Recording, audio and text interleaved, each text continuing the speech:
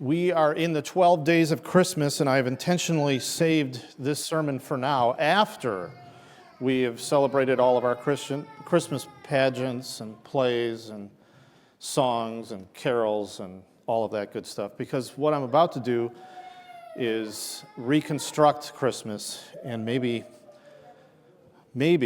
just maybe, some of you might think that I'm trying to ruin Christmas, but I'm not. Trust me on this. I'm not a Scrooge or a Grinch. I just think sometimes it helps us to reconsider and think about what Christmas is about. Well, this is what we're told. The traditional Christmas story, the events of the Christmas story are well known to Christians in all of secular society as well here in the U.S.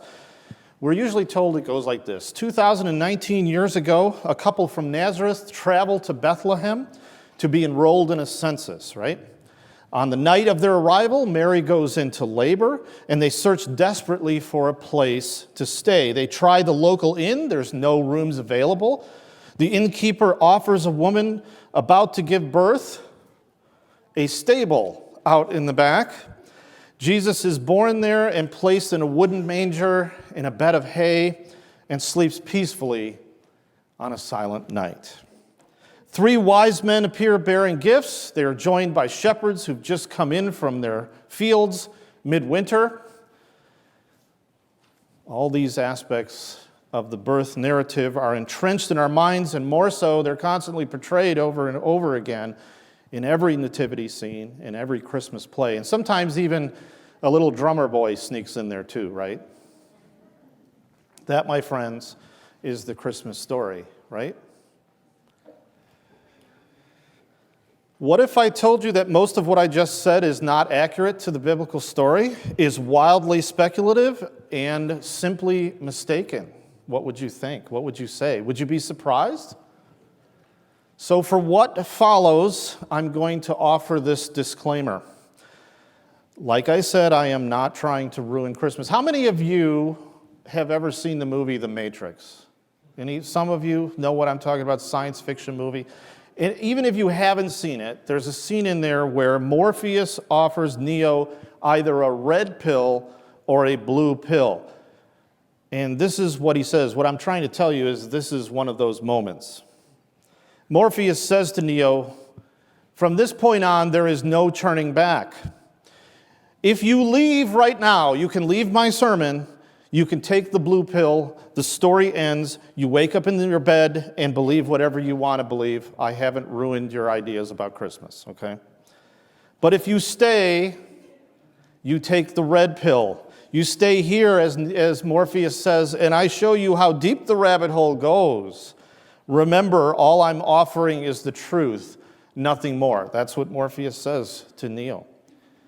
Now, if you hate me afterwards, I just want to say that I have purposely waited till after all of the events that we've celebrated at Christmas Eve and Christmas Day, so I didn't ruin it for you in your services and plays, and also after you've opened your presents for Christmas. But there is a reason that I think it's helpful for us to reconsider the story of Christmas and to hear it afresh, and to consider and not just take for granted the things that we hear all the time. You see, in reality, when we come to the Christmas story, we have several difficulties that we have to face. Well, the first thing is this. We don't have one birth narrative in the Bible. We have 2, and they're very different. They're often conflated together, and that takes a lot of assumptions. Events such as the Magi's visit, which clearly were separated by a great deal of time from the moment that Jesus was born, is often brought together in the nativity scene on the same night. In addition, there are certain traditional ways we translate some aspects of the text which are doubtful at best, but have become part of our Christmas tradition in our Christmas carols and even our pageants. For so long, it's difficult to resist them altogether. Can I give you some obvious examples of that? Number one, when was Jesus born? I started out by saying 2019 years ago. Nope, that's not very likely at all. Not in 1 AD. It is well known that a 6th century monk by the name of Dionysius goofed in switching the calendar from Roman to Christian orientation. Jesus was born somewhere between 7 and 5 BC. So it is not 2019 years ago. That was my first mistake. No one knows the precise time of the year that Jesus was born, but we do have some hints. And it probably wasn't in the winter. Why is it celebrated on December 25th? Well, that was chosen probably because just like we did for All Hallows Eve, replacing the pagan ritual of Samhain and making it Halloween, they replaced a pagan celebration with the birth of Jesus on purpose to Christianize it and replace it. By the way, that hint that I meant to tell you before about what time of year Jesus was born in, shepherds are not in their fields in midwinter in Palestine. Just want to let you know that. Okay? Let's get down to some more details about when Jesus was born. The average Christian thinks Jesus was born the same night as they arrived in Bethlehem. The inn was full. Hence Joseph's haste to find lodging and accept any shelter at all, including a stable, if you come from certain traditions, or from another tradition, a cave. And like I said, our Christmas pageants tend to reinforce this. You see, though, here's a couple things we need to remember. Joseph, along with Mary, came to Bethlehem. He was returning to the village of his origin. His extended family clearly lived there. This was known as the city of David, and Joseph was clearly a descendant of the family. Mary also had relatives nearby in the area. It plainly says in Luke that she was close to the home of Elizabeth, her cousin. So we need to remember that. Oh, and by the way, where do we get the idea that there was a hurry, that they arrived there and she was about to give birth that night? The truth is that it's very likely from the text that Joseph had time to make adequate arrangements.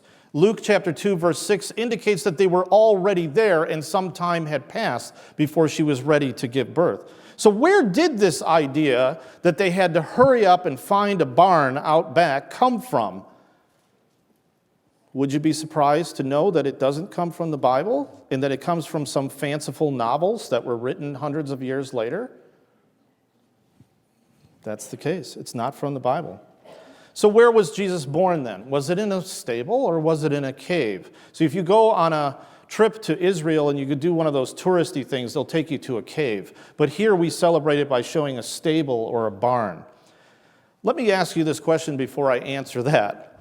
How would a Jewish town fail to help a Jewish mother about to give birth? Some Holiday Inn that turned out to be, huh? But wait a minute. Was there an inn or an innkeeper? Look at your text very closely. It is very likely that there were neither. Luke chapter 2, verse 7. Let's take a look at how this phrase came to be. It says in Luke chapter 2, verse 7, she wrapped him in swaddling clothes and laid him in a manger because there was no room for them in the, and we're used to saying in. The Greek word there is kataluma. You can see it translated in the various ones, but your Pew Bible gets it right. That's one of the few that gets it right. So if you open it up to it, you'll see it says guest room. How do we know that it's not an inn and that it's a guest room that we're dealing with here? Well, let's go to the next slide. We'll see here if you can read along with me. All right. We know by the parallels of other places where this word is translated. And where this word is translated elsewhere, such as in Luke 22, in the very same book as Luke 2, the teacher says to you, "Where is the guest room, kataluma, where I may eat the Passover with my disciples?"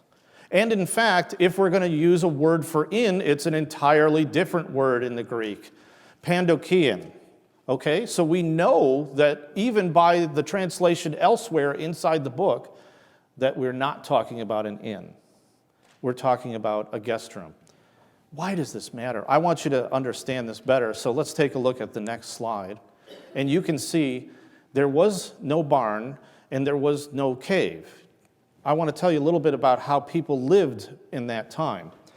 The mangers, by the way, where were they at? They're inside the home.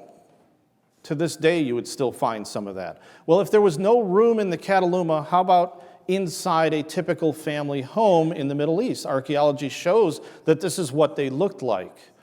The mangers were inside the living room. There was no room in the guest room, so she gave birth in the living room. The animals stayed in the same building, especially in the winter. This was also protective of keeping track of them. Take a look at the next picture and you can see what the typical home looks like. We have lots of evidence of this. There's even some texts in Acts that talk about Peter going up to the roof to pray, like you can see up on the top of that, and you can see where the animals are kept. Okay? So, the traditional nativity scene is likely pretty far off base. But I don't want you to throw them out. If you're hearing this sermon and you think that I'm trying to get you to throw out your nativity scene, I'm not. Let's redeem the nativity scene for just a bit. The nativity scene is not historically accurate, but it does make for two really good things: an aid in our worship and a gospel diagram. That's how we should use our nativity scenes, because it incorporates all the elements from the birth narrative spread out over years and what follows into one scene, emphasizing Jesus' deity, emphasizing his humanity, emphasizing God's plan in the symbol of the star, emphasizing that Jews and Gentiles were present at the same time, that poor and rich were there, that angels and sheep were there. All creation is the idea. Christmas is for everyone, all of creation. It is a guide for us to worship. Christ is for everyone. Let's talk a little bit about astronomical data, shall we? Let's read in Matthew what happens after Jesus was born. And we'll start with the beginning of chapter 2. After Jesus was born in Bethlehem in Judea during the time of King Herod, Magi from the east came to Jerusalem and asked, "Where is the one who has been born King of the Jews? We saw his star when it rose and have come to worship him." Let's go to the next one. Then Herod, this is a few verses later, who's plotting to get rid of Jesus, and you're wondering why, and we'll get to that. He called the Magi secretly and found out from them the exact time the star had appeared. That sounds interesting. He sent them to Bethlehem and said, "Go and search carefully for the child. As soon as you find him, report to me, so that I too may go and worship him." All right, let's go on from there. Now, this is the part that I want us to get to. What are Magi? Well, we're fond of singing songs about them as though they were kings. Songs like "We Three Kings," right? By the way, the number of Magi is never stated in the text. We infer that from the three gifts that were mentioned, right? But it is not a royal term. Magi are not royalty. They are not kings. Most likely, they're Arabian astrologers. Now, where in the world am I getting that from? Well, first of all, frankincense and myrrh come from trees that only grow in southern Arabia. Well, that's a hint. It also says that they come from the east and they travel towards the west. That they are Gentiles. This is the presence of Gentiles coming to worship Jesus. They deduce the birth of a king from studying the stars. We're going to come back to that. And the Greek term magos can refer either to a magician, as it does in the stories in Acts, or to a wise man or wise men who are experts in astrology. Yes, I said it. And in the interpretation of dreams. So that leads us to the next slide. Did astrologists really predict the birth of the Messiah? Yes. God even used that, and Matthew confirms it. So is that legitimate? It was part of God's intention all along. And where am I getting that from? Well, we spent a little bit of time in Genesis 1:1 during our worship, but how about we skip over to verse 14? And here's what it says. "And God said, 'Let there be lights in the expanse of the heavens to separate the day from the night.'" And why is it there? "And let them be for signs and for seasons and for days and for years." So we shouldn't be surprised when we find out that people have deduced by studying the stars the birth of their Savior. Let's go to the next slide. This is what it says in Matthew 2, verse 9. After they had heard the king, they went on their way, and the star they had seen when it rose went ahead of them until it stopped over the place where the child was. Now, this is where children are so helpful, right? Those of you who have raised children hear this story, and at some point when they get old enough, they go, Mom, Dad, how in the world does a star go ahead of them and stop over a place? How would you know where that was, right? And what do you tell them? I'm going to help you out. I'm going to help you out, okay? So let's go to the next slide. Next one. First of all, let's talk about what the translation of star actually means. The word is aster. It can refer sometimes, as it does in the book of Revelation, to angels. Well, that seems okay. That seems like a possibility, right? Because we already know that the shepherds say there's a multitude of heavenly hosts there that are praising at the birth of the king. Well, that's one possibility. Others, commentators think, it's simply some unexplainable miraculous event. We have no idea. We just take it on face value. It's in the Bible. We just have no idea what that miraculous event was. But others think it's more of a natural but rare astronomical event, such as a supernova or a comet. Let's go into that one just a little bit on the next slide. First of all, Johannes Kepler, the great German astronomer in 1630, pointed out that in the latter months of 7 BC, there was a rare conjunction of planets in the evening sky. So what? Well, to them, it would appear to be a bright star. If they followed each one of these planets and looked at them, they recognized one as Jupiter. Jupiter, of course, was associated with a supreme divine ruler or a king.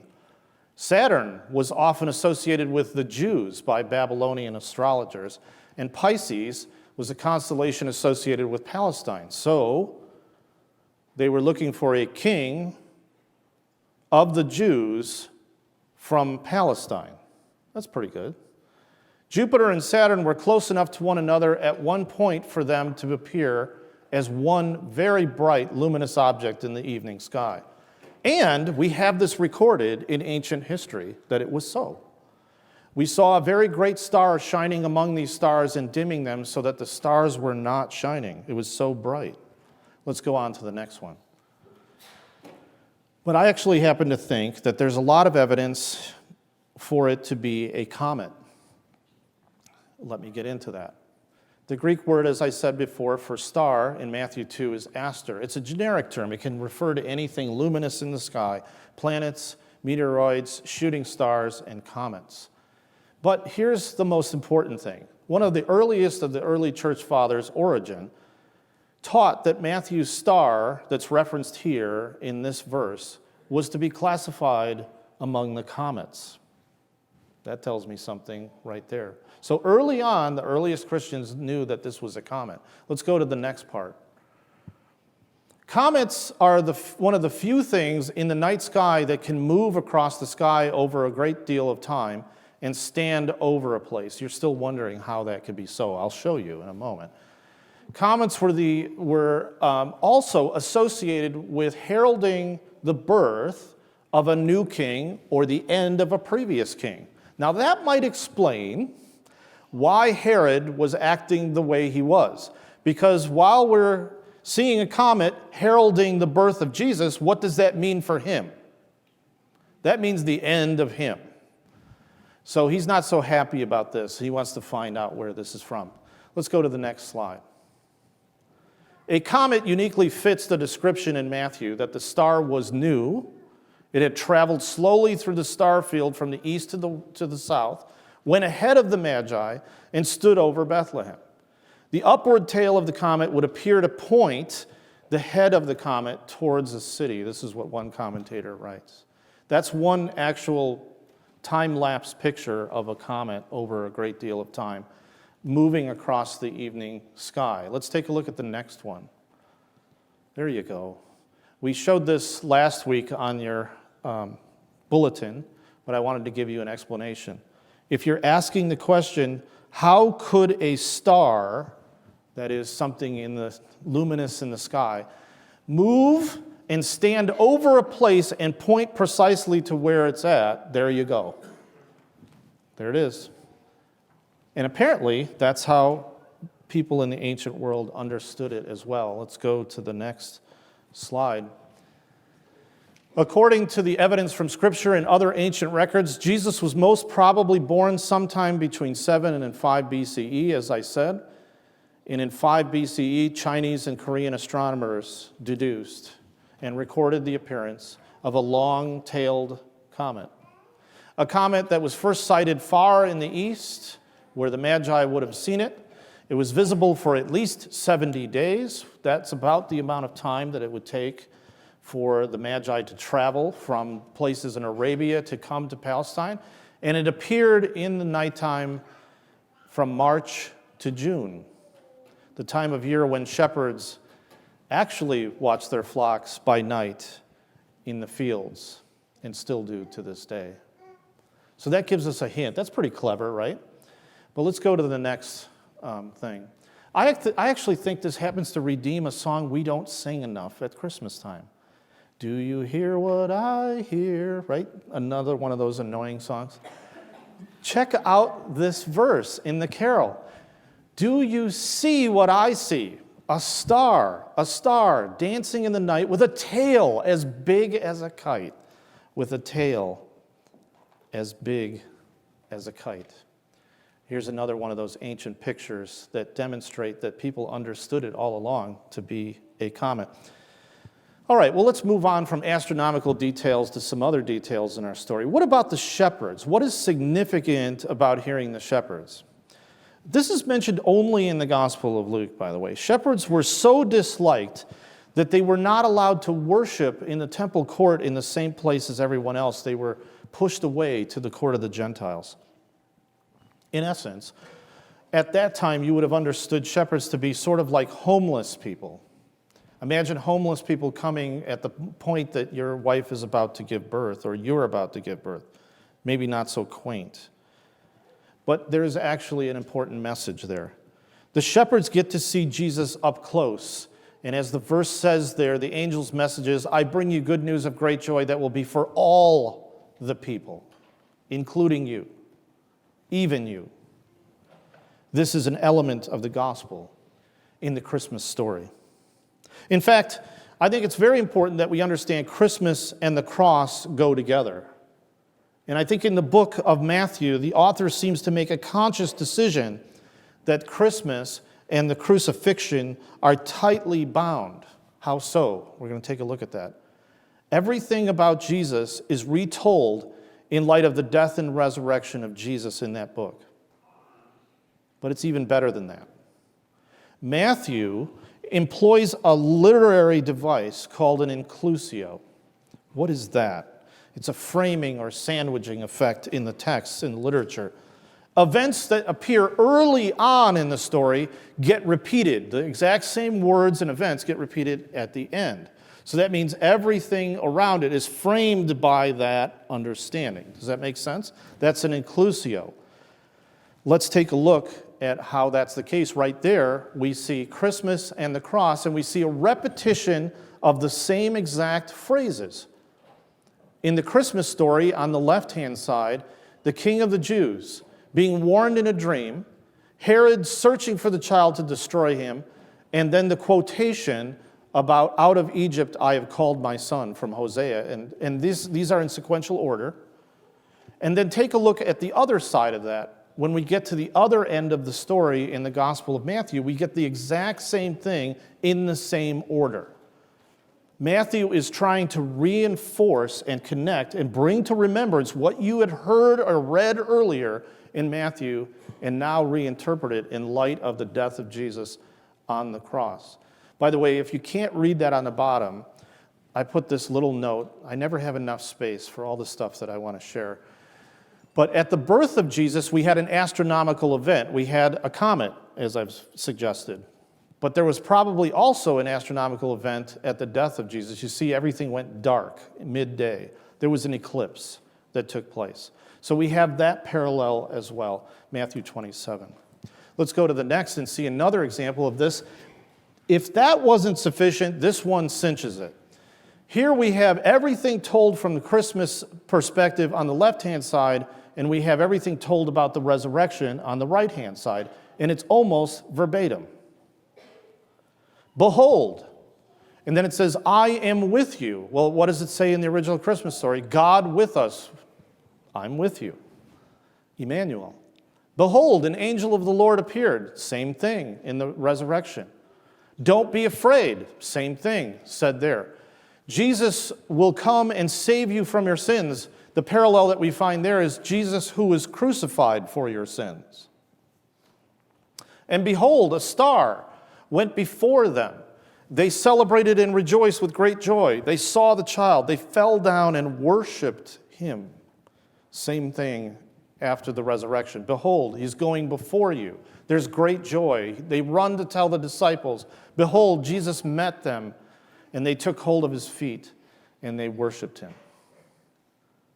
Matthew is trying to get us to interpret all of Christmas in light of the death and resurrection of Jesus. You see all the repetition there. The Christmas narrative is a foreshadowing of the resurrection narrative. Why so many pains to do that? Well, all of us are familiar, I think, with that eminently annoying song, The 12 Days of Christmas. One of the lines in it goes, 2 turtle doves, and then what comes after? Partridge in a pear tree. Well, let's find out a little bit about the significance of 2 turtle doves from Luke chapter 2. When the time came for their purification, according to the law of Moses, they brought Jesus up to Jerusalem to present him to the Lord and to offer a sacrifice according to what is said in the law of the Lord. If you were poor, a provision was made, a pair of turtle doves or 2 young pigeons. In other words, what we have here is that Jesus was born into poverty. And that itself is good news. And that's what the Apostle Paul is saying in the verse. If you can't read it below, I will read it for you. In 2 Corinthians 8, verse 9. For you know the grace of our Lord Jesus Christ, that though he was rich in the Godhead, yet for your sake he became poor when he became like us, so that you, by his poverty, might become rich. So every time this Christmas season that you hear the repetitive and annoying 12 days of Christmas, at least you can stop and remember that the gospel message is included in it every time it gets to 2 turtle doves. And this is the exact sentiment of Philippians chapter 2, that famous text, the hymn of Christ. Christmas and the cross are tied together, and there's a lesson for us, an application point. He is saying this: do nothing from selfish ambition or conceit, but in humility count others more significant than yourselves. Let each of you look not only to his own interests, but also to the interests of others. Have this mind among yourselves, which is yours in Christ Jesus, who, though he was in the form of God, did not count equality with him a thing to be exploited, but instead he emptied himself, and he took on the form of a servant, and he was born in the likeness of men. And being found in the human form, he humbled himself by becoming obedient to the point of death, even death on a cross. I underlined the 2 key words to say Paul is tying Christmas, the birth of Jesus, to the crucifixion, the death of Jesus, in the same sentence right there. And I think this image has it right. This is the season, and we celebrate this season because we have to remember the reason. I want you all to take out the hymnal in front of you that you have in your pew and open up to number 147. One of our favorite songs at Christmas time is Silent Night. I think it's a very beautiful song. It's one of my favorite songs at Christmas time. But there's a way in which we can take the traditions that we have at Christmas and turn them into quaint things and miss the point. So I want us to take a look at what this says. And forgive me, I'm going to redeem this eventually, but I need to poke some fun at it, all right? Let's have some fun. Take a look at verse 1. All right, folks, help me out. What do newborn babies do? Moms out there, how calm was your first night as a new mother? Do newborn babies sleep in heavenly peace through the night, tender and mild? Oh, by the way, Jesus was laid in a manger. How often do you think he was woken up by sheep or oxen? And what happens when a newborn baby is woken up from its sleep? It's happy, peaceful, right? No, it cries. And how do you think it smelled in there, by the way? In the house with all the animals. Take a look at verse 2. Do you think it was really a silent night for the shepherds? I don't think I get that picture when I read the text of the scriptures. All the heavenly hosts gathered across the sky. Maybe they had more of a big, loud, scary experience with a host of angels singing. But I do think the phrase, shepherds quake at the sight, is accurate. That's helpful. But the text implies great fear. And now verse 3. Radiant beams from thy holy face. What kind of baby is this, all right? Did they have spotlights coming off of it like they portray in so many of these nativity scenes? You see, I think Silent Night does a great job capturing the divinity of Jesus. But it might come up a little short on his humanity. In what sense was it a silent night? Now, I know it may give you pause in singing the song, but I think the fact that it probably wasn't a silent night saves Christmas. The story of Jesus is far more beautiful and far more powerful if there was no silent night. Don't worry, we're going to recover the song. I want you to be able to sing the song with gusto every time it comes up. And I'm going to tell you where I think it hits it right on the head. Verse 3 says this phrase, the dawn of redeeming grace. There it is. Silent Night ties Christmas to the cross. And there was your true silent night. After Jesus died a horrible death on the cross, he fell silent. Creation groaned. It became dark as night. And for 3 days there was silence. Silence. Until it broke with wondrous light on the Resurrection Sunday. We don't understand the Christmas story without the cross. Without Jesus as fully human and fully divine. But because of what he did in both the incarnation and the crucifixion, we can have a silent night ourselves. True peace in the forgiveness of sins. I apologize if I took apart some of our cherished traditions at Christmas time, but I did it so that we could have a renewed, fresh vision of the meaning of Christmas.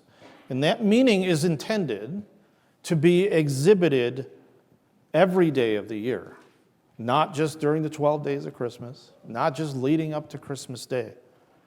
Hear these words from J.I. Packer in his great book, Knowing God. For the Christian spirit is the spirit of those who, like their master, live their whole lives on the principle of making themselves poor, spending and being spent to enrich their fellow humans, giving time and trouble, care and concern, to do good to others, and not just to their own friends, in whatever way there seems need. In a few days, we get to celebrate a new year. It'll be 2020. So I couldn't resist it. Couldn't resist it. We need to have a 2020 vision. A vision which is focused on the cross and in which we become cross-fit. Now, a lot of people make these decisions right around the beginning of the new year of aspirations they wish to have for the new year. And every year I usually say something about how I want to get in better shape and lose weight. I don't know about you. And so somewhere in there, the phrase CrossFit is used a lot, right? I know you're laughing, Aaron. Everybody's laughing at me right now. But maybe there's another sense in which we need to be CrossFit. We need to be centered on the cross of Jesus Christ, even more so, the way J.I. Packer explained it. And the next time that we celebrate, and each time that we think of Christmas, we also think of why Christmas happened. That's what Matthew was trying to share in his gospel.